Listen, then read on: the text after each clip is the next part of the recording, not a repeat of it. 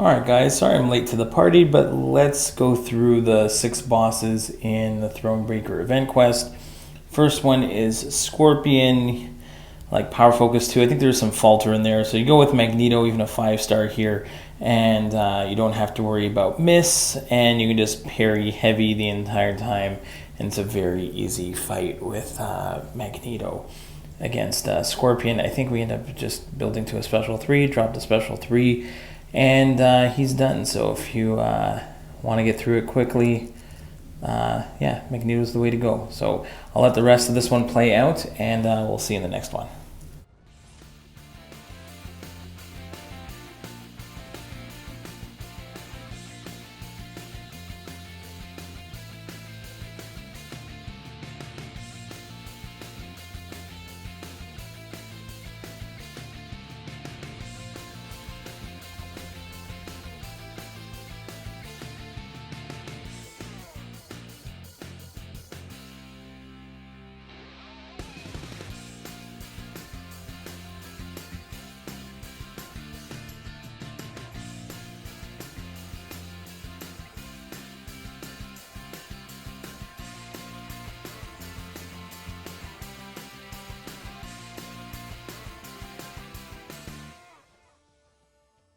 All right, on to 1.2. We have Penny Parker boss here.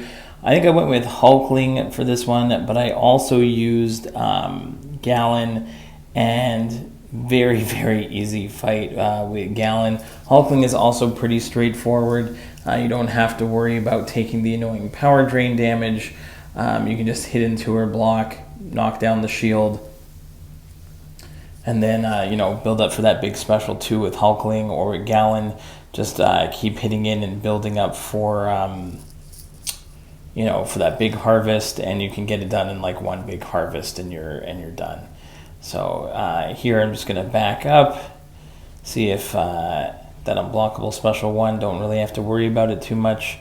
I'm just gonna let I'm trying to get Penny to back up here, but again, hit into the block, drop that big unblockable special 2, and she's almost done. So not so bad anymore. Penny used to be a lot more difficult, but there are a lot more characters out there that can take Penny these days. But Hulkling and Gallon, definitely 2 of the easiest options.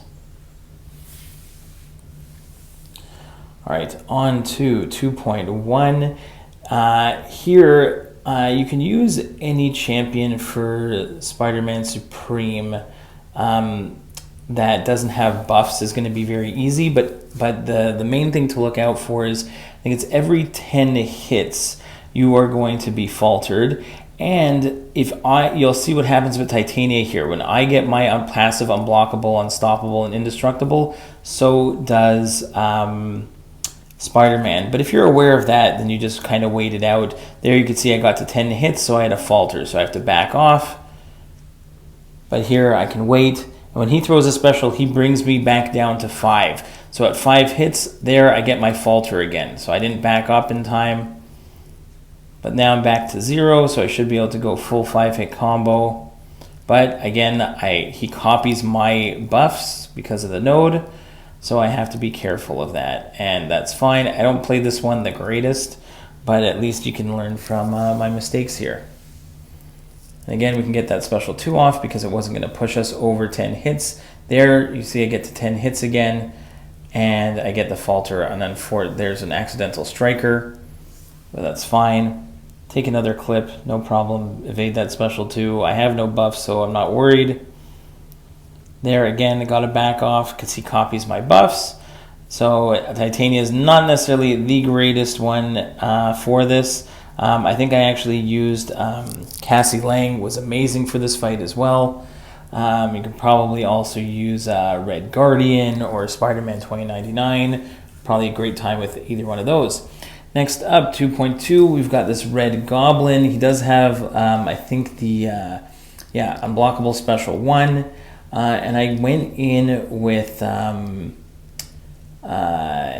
I'm not worried about like stagger or nullify with America Chavez, and he's going to get a bunch of buffs, and we're just going to take those buffs, and we're going to be hitting him so hard with America Chavez. So this is my newly ranked up 7-star rank 2 Chavez here, and we are going to make quick work of Red Goblin on this one. There we go for 2 full combos there. Evade that, stay back to evade his special 1. There, I'm going to go in, throw the special 1 like after the first part of the heavy, and then I'm going to go ahead and do it again after the second part of the heavy to get all. There's special 2. We've got all 3 active and a lot of damage, and we're back up to full health. So here we can just go in again, big combo into the heavy, and we're done. So finish with a full yellow bar. America Chavez is awesome. Next up is Silk. This was my first time trying out Silk here. Went in with Kingpin because my Kingpin is pretty beefy here. Just have to watch out for the unblockable specials for Silk. The special 2, I was not used to it. I had never seen it before and got clipped by it. The special 1, much easier to evade.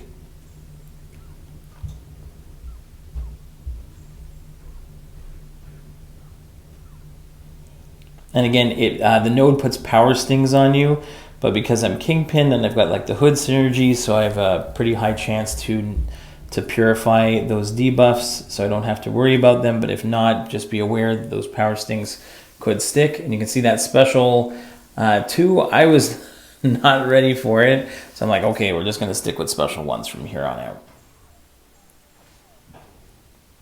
So I'm going to go ahead and let Silk just throw the special 1, and there's no projectiles on the special 1, so that's not so bad.